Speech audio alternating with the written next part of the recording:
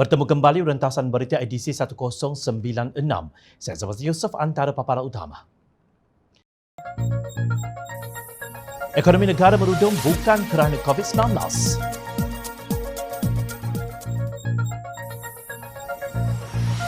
Kerugian dan pembaziran dana awam masing-masing kini alih muka.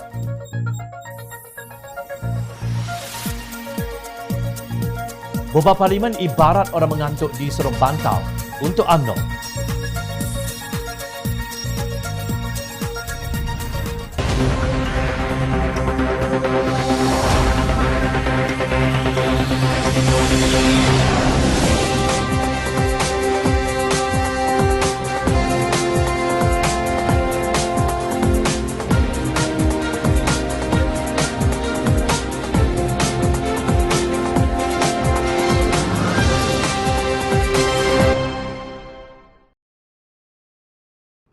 Assalamualaikum dan salam sejahtera.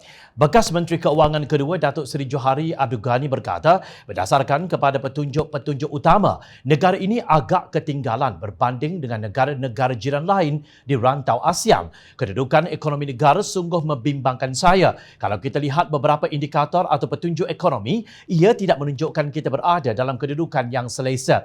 Dari segi KDNK tahun 2021, ekonomi kita berkembang paling corot jika dibandingkan dengan negara-negara ASEAN lain. Kita hanya berkembang 3.1% berbanding Filipina 7.4%, Kemboja 6.8%, Vietnam 6.7% dan Indonesia 6.1%.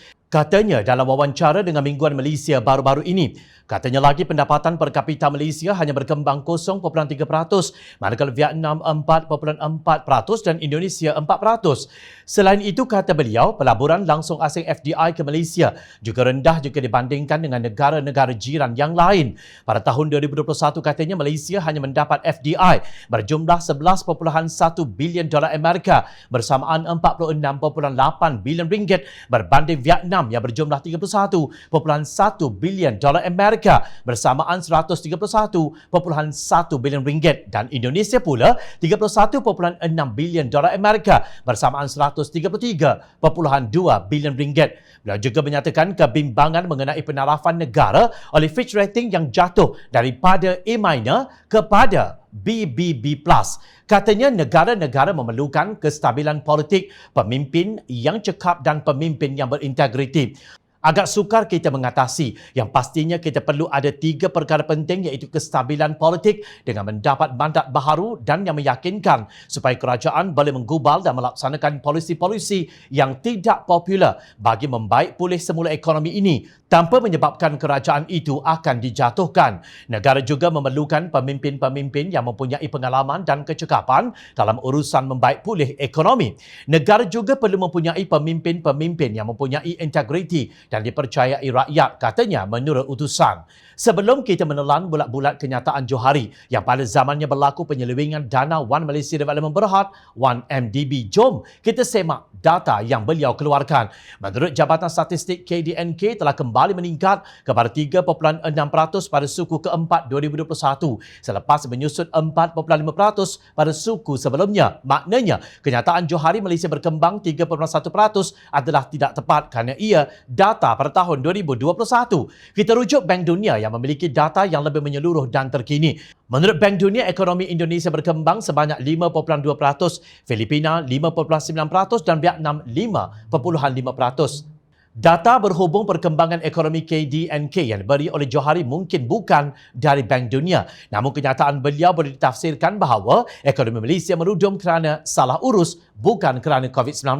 Ini jelas apabila Bank Dunia menilai Malaysia berkembang lebih perlahan berbanding dengan banyak negara yang mencapai status berpendapatan tinggi dalam beberapa dekad kebelakangan ini. Berbanding dengan banyak negara lain yang telah meningkat daripada status berpendapatan sederhana, Malaysia mempunyai kurang pekerjaan pada tahap kemahiran tinggi dan mengalami tahap ketidaksamaan yang nyata. Malaysia kurang perbelanjaan bagi perlindungan sosial dan menunjukkan prestasi yang agak lemah dari segi langkah yang berkaitan dengan pengurusan alam sekitar dan kawalan rasuah, kata Bank Dunia. Malaysia juga menurut Bank Dunia gagal menunaikan aspirasi kumpulan kelas pertengahan. Ekonomi negara gagal menjana pekerjaan yang berkualiti dan berpendapatan tinggi khususnya di kawasan bandar. Pendapatan negara kata badan itu tidak dikongsi sama rata dan kos kehidupan jauh mengatasi pendapatan juga di kawasan bandar.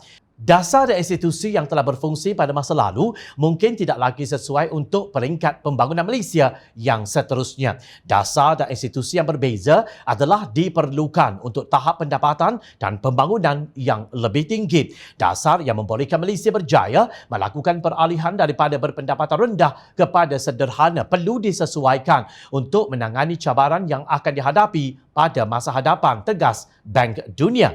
Kejatuhan nilai FDI dan penerapan negara oleh Fitch Rating adalah natijah daripada kebobrokan kepimpinan negara selama berdekad-dekad yang diteruskan apabila Kerajaan Pakatan Harapan dijatuhkan menerusi langkah Sheraton pada hujung Februari 2020. Jika Johari berkata negara memerlukan pemimpin-pemimpin yang berpengalaman, cekap, berintegriti dan dipercayai rakyat, beliau tidak silap. Malangnya pemimpin sedemikian tidak ada dalam UMNO atau BN.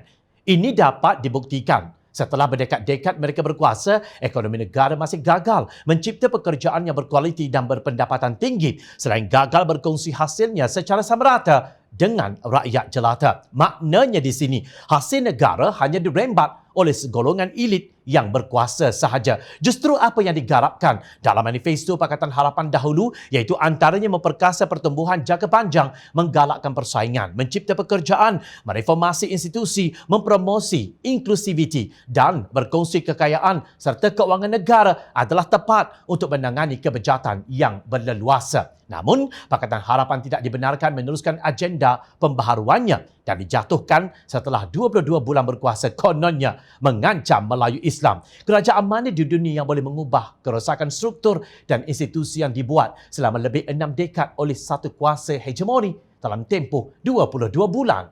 Kini mereka berteriak mahu kembali berkuasa kononnya untuk mendapat mandat baharu. Apakah pembaharuan ekonomi dan sosial yang diharapkan daripada gerombolan ini? Tidak cukupkan national embarrassment iaitu kesipuan negara yang kita hadapi akibat negara dikuasai kleptokrasi.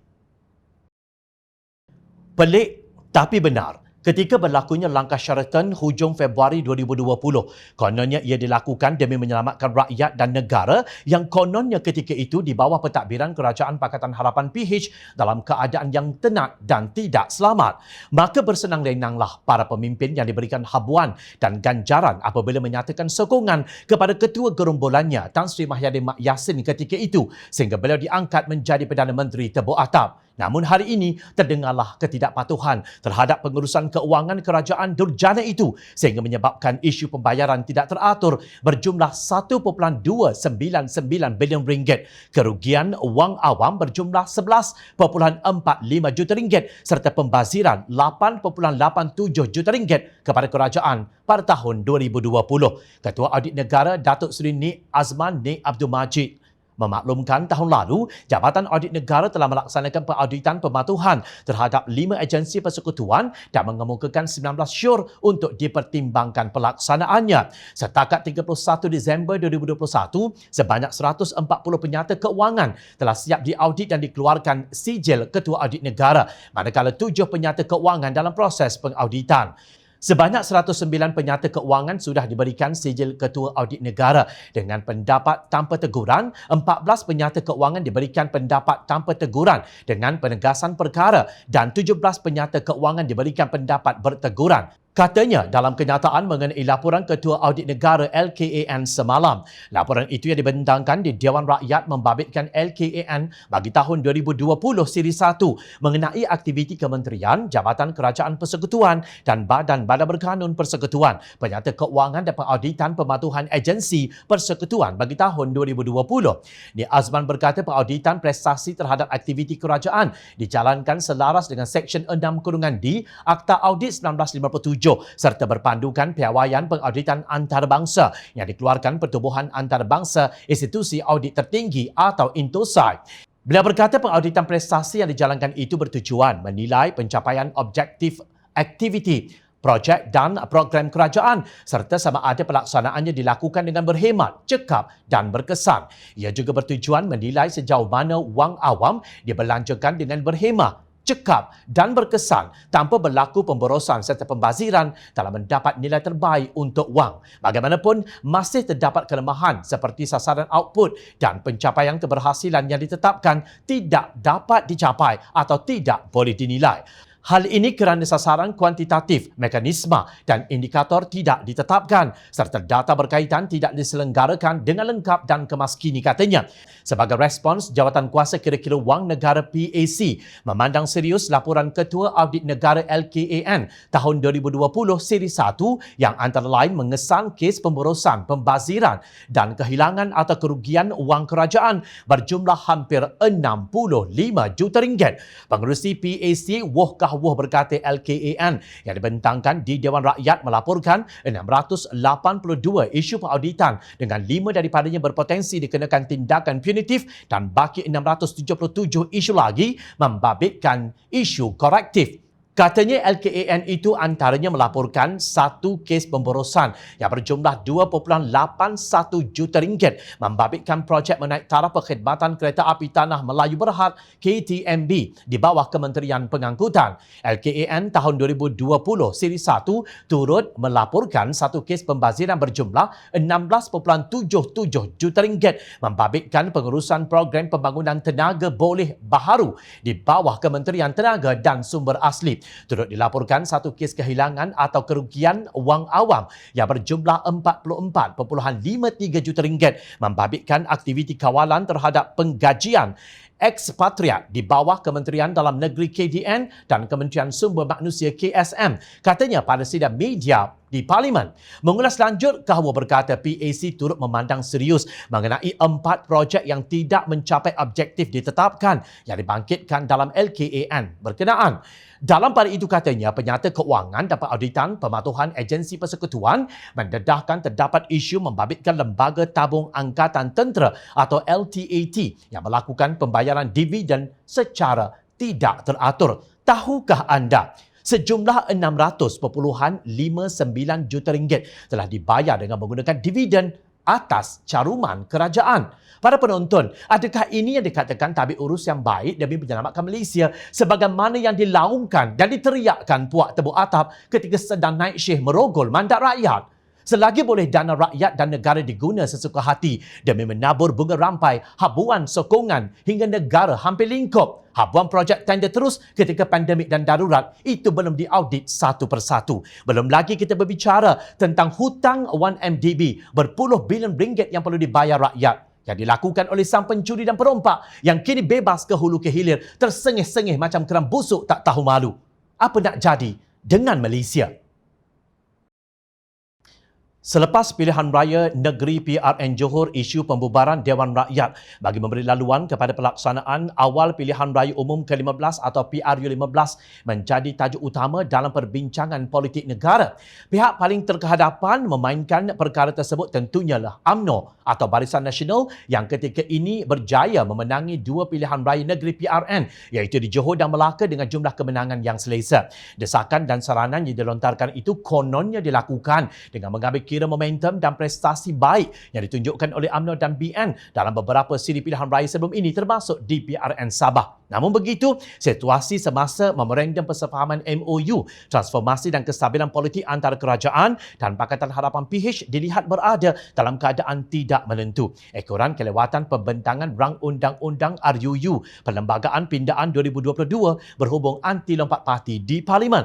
Ahad lalu pemimpin DAP Lim Guan Eng berkata MOU tersebut tidak akan bermakna dan perlu ditamatkan sekiranya RUU itu tidak dibentangkan pada urusan mesyuarat Parlimen pada Isnin. Kenyataan beliau itu dilihat selari dengan penegasan yang dilontarkan Majlis Presiden PH baru-baru ini yang menggesa agar RUU anti lompat parti segera dibentangkan dan diluluskan pada persidangan Parlimen kali ini seperti yang dijanjikan Perdana Menteri. Malah Ketua Pembangkang dan Pengerusi Pakatan Harapan Datuk Seri Anwar Ibrahim pada Februari lalu turut mengatakan bahawa PH tidak teragak-agak untuk menarik balik MOU tersebut sekiranya RUU anti lompat parti tidak diluluskan pada sesi Parlimen yang berlangsung pada Mac Penamatan MOU pada awalnya ditetapkan berakhir pada Julai ini dan turut meliputi penangguhan pembubaran Dewan Rakyat dilihat secara langsung memberi ruang kepada UMNO untuk memaksa Perdana Menteri bagi memberi laluan mengadakan PRU15 dengan lebih awal. Pucuk dicita ulang mendatang orang mengantuk disorongkan bantal dengan mengambil kira tekanan kepimpinan tertinggi UMNO dan keperluan parti itu sendiri untuk mengadakan PRU15 sebelum pemilihan yang dijadualkan pada akhir tahun ini. Ismail Sabri dijangka terpaksa akur dengan kehendak partinya. Justru penamatan MOU tersebut sekiranya benar-benar berlaku dilihat menjadi satu peluang keemasan yang bakal digunakan UMNO untuk memastikan PRU15 diadakan dalam masa terdekat termasuk selepas bulan puasa ini iaitu pada bulan Mei. Adalah tidak masuk akal apabila Parlimen dibubarkan secepat itu yang didasari alasan mahu kestabilan sedangkan hakikatnya pilihan raya diterjah dalam keadaan tergesa-gesa di waktu negara sedang pulih daripada wabak COVID-19 dan rata-rata rakyat sedang merangkak keluar dari kesempitan ekonomi. Jelas kestabilan serta keharmonian negara ini sebenarnya sedang dirobek dan diperkosa oleh kelompok oportunis. Siapa lagi kalau bukan kluster mahkamah atau pemimpin gila kuasa daripada UMNO dan Barisan Nasional. Kepada pembangkang adalah lebih baik berhati-hati dalam membuat keputusan kerana dibimbangi keputusan yang diambil kononnya untuk dijadikan hempedu kepada musuh anda bertukar menjadi madu kepada mereka dan anda pula menggigit jari. Kalau tidak masakan 14 Mac lalu, bekas Perdana Menteri Tan Sri Mahyadin Mat Yassin serta barisan menteri dari Parti Pribumi Bersatu Malaysia Bersatu dicabar meletakkan jawatan yang dipegang dalam kerajaan oleh Datuk Dr. Muhammad Puat Zarkasi. Mahyadin sedia letak jawatan dalam parti kerana PPBM yakni Bersatu kalah teruk di PRN Johor. Sepatutnya Mahyadin dan menteri-menteri dari PPBM letak jawatan dalam kerajaan. Mahyadin menyerang UMNO dan pemimpin UMNO dengan kasar. Justru bermaruahkah Mahyadin dan menteri Bersatu terus kekal dalam kerajaan yang dipimpin UMNO? Soal Muhammad Puat menerusi catatan di Facebook. Takkanlah benda semudah itu kita masih belum dapat membacanya. Ini adalah cara licik UMNO BN membubarkan Parlimen apabila Mahyadin dan kuncu-kuncunya menarik sokongan. Nanti tercatatlah dalam sejarah bahawa PRU diadakan kerana penarikan sokongan gerombolan Bersatu, bukan salah UMNO atau BN. Sekilas ikan di air, rakyat dah tahu jantan betina. Isnin lalu, Sultan Perak, Sultan Nazrin Muizzuddin Shah menitahkan agar Suruhanjaya Pilihan Raya SPR bertindak sebagai pengadil yang mengendalikan urusan persaingan antara calon dan parti politik ketika berlangsungnya pilihan raya. Justru SPR wajib pada setiap masa bersikap berkecuali tanpa memihak dan kelihatan secara nyata tanpa ragu bersikap berkecuali tanpa memihak. Pilihan raya dilaksanakan secara bebas dan adil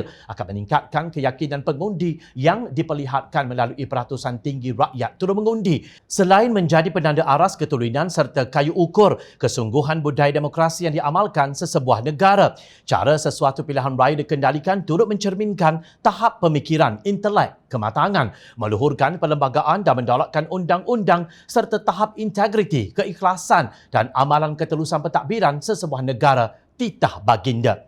Justru kepada UMNO dan Barisan Nasional, sejauh mana kerajaan anda mengendalikan pilihan raya negeri sebelum ini? Jawapan ada dalam poket anda atau terkelepek dalam sokok pemimpin anda. Tolonglah ada sedikit rasa hormat kepada rakyat. Sudahlah sebelum ini anda bersekongkol menafikan mandat rakyat. Sekarang hak mereka pula yang ingin dihinjak dan dipijak. Usah digunakan alasan kestabilan dan nasib rakyat untuk menutup kegairahan kalian yang sedang menggila menggapai kuasa menyelamatkan kluster mahkamah. Kepada rakyat pula, kami tahu anda sedang memerhati. Tapi tolonglah memerhati dengan mata hati. Teruskan bersama kami di Jom Channel dan layar reporter jomchannel.net untuk mendapatkan berita politik tanah air. Saya Zawaz Yusof. Terima kasih untuk perhatian yang anda berikan. Assalamualaikum, salam sejahtera.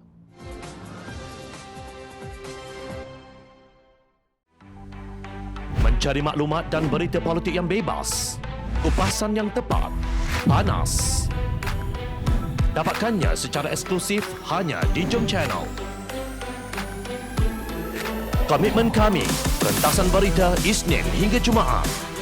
Berbicara dan isu semasa, kami garapkan secara langsung. Panel-panel berkaliber dan profesional. Interaktif, pandangan anda kami raikan. Jangan lupa bersama kami di setiap hujung minggu dalam edisi khas mingguan. Jom Channel, moving forward, sharing a new experience.